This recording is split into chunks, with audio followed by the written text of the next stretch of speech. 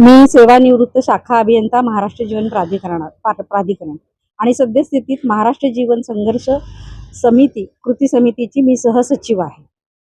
आज आम्ही इथे सगळेजण जमलो आहोत ते आम्हाला 2 महिने पेन्शन मिळालेली नाहीये आणि आम्ही सरकारीच लोक आहोत, पण आम्हाला तरी सुद्धा प्रशासकीय विलंबामुळे ही पेन्शन मिळालेली नाहीये आणि त्याचा निषेध व्यक्त करण्यासाठी आणि सरकारपर्यंत आमचं म्हणणं पोहोचवण्यासाठी आम्ही इथे आलेलो आहोत। आमचं महाराष्ट्र जीवन प्राधिकरण म्हणजे पाणी पुरवठा खात्यामध्ये येणारा एक विभाग आहे।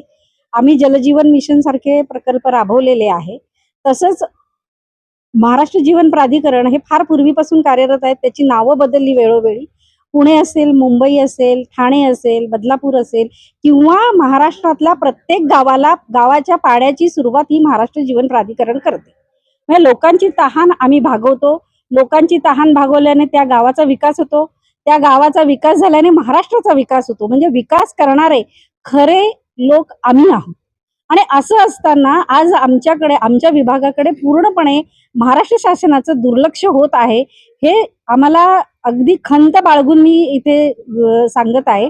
आणि आम्हाला 7वा वेतन आयोग आता कमी मिळतो आहे, पूर्णपणे मिळाला नाही। एक कुठला तरी मधला 6वा वेतन आयोग काढलाय, आम्हाला गरवाडे भत्ता जुन्याप्रमाणे मिळतो किंवा इतरही गोष्टी कमी मिळतात। 25 ते 30% पगार कमी घेऊन आम्ही जलजीवन सारखं पंतप्रधानांचं मिशन राबवलंय, तरी सुद्धा हा विभाग दुर्लक्षितला गेलेला आहे। आणि एवढं करत असताना आम्ही तरीही शांत होतो, पण आता गेल्या 2 महिन्यापासून म्हणजे इतकं डोक्यावरून पाणी गेलंय की आम्हाला पगार उशिरा मिळतायत, कार्यरतांना भरपूर काम पडतंय, 10 लोकांचं काम एकच व्यक्ती करतीये। आमच्यासारखे सेवानिवृत्त 40-40 वर्ष जीवाची बाजी लावून काम केलेली लोक आहोत आणि आम्हाला 2 महिने झाले पेन्शन नाहीये। आमच्या बरोबर चतुर्थ श्रेणीचे जे कर्मचारी आहेत त्यांची दयनीय अवस्था आहे, त्यांना औषधाला पैसे नाहीये, ते कसे जगतायत, त्यांना आम्हाला आर्थिक मदत करावी लागते। आमची पण काही विशेष अशी व्यवस्थित आर्थिक हे नाहीये। तर माझी सरकारला अशी विनंती आहे की पाण्यासारख्या विभागाला एवढं दुर्लक्षित करू नका। अन्न, पाणी, वस्त्र हे जर महत्वाचे गरजा असतील तर त्यातलं पाणी पुरवठ्याला लोकांना तरी इतकं तडफडवू नये। लवकरात लवकर प्रशासकीय विलंब टाळून आम्हाला लवकरात लवकर पेन्शन द्यावी ही विनंती।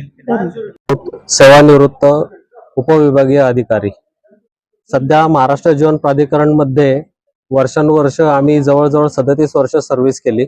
महाराष्ट्र शासनातर्फे जे वेगळे प्रकल्प राबवले गेले त्यामध्ये बृहत आराखडा, जलजीवन मिशन, अमृत यासारखे अनेक कार्यक्रमामध्ये महाराष्ट्र जीवन प्राधिकरणने भाग घेतलेला आहे।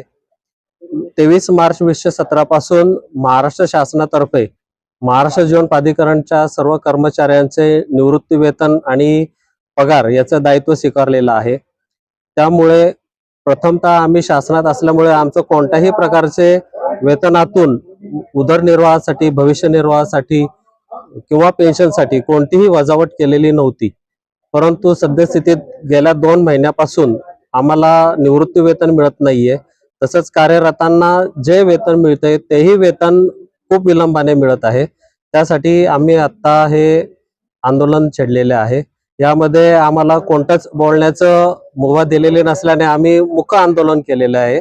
त्यामुळे आम्ही कोणताही गाजावाजा न करता आमचं म्हणणं सरकारपर्यंत पोहोचवावं आणि सर्व कार्यरत आणि निवृत्तीधारक यांना वर्षानुवर्ष यापुढे भविष्यात नियमितपणे वेतन मिळावं अशी माझी विनंती आहे। साधारणतः किती लोक आहेत आणि त्यामध्ये कुटुंब वेतन असलेले म्हणजे त्यांना आता खूपच त्रास आहे की जे चतुर्थ श्रेणी कर्मचारी असतील तर त्यांचे निवृत्ती वेतन, कुटुंब निवृत्ती वेतन आहे, यामध्ये खूप अडचणी होतात। त्यांचे आजारपण असतात किंवा इतर जनरल दिवसाच्या ज्या काही डे टू डे रुटीन साठी ज्या खर्च लागतो तो खर्च देखील पेन्शन मधून भागवला जात असल्यामुळं आणि सर्व वयस्कर असल्यामुळं ते कुठेही कामधंदा करत नाही।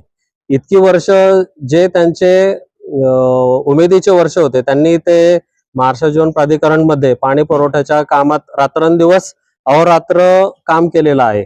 कोणत्याही सणवार किंवा सुट्ट्या ह्या देखील न पाळता जलजीवन मिशन सारखा कार्यक्रम राबवला आहे आणि आता त्यांना उतार वयात पेन्शन मिळण्यासाठी अडचण येत आहे, ही अतिशय दुःखाची गोष्ट आहे।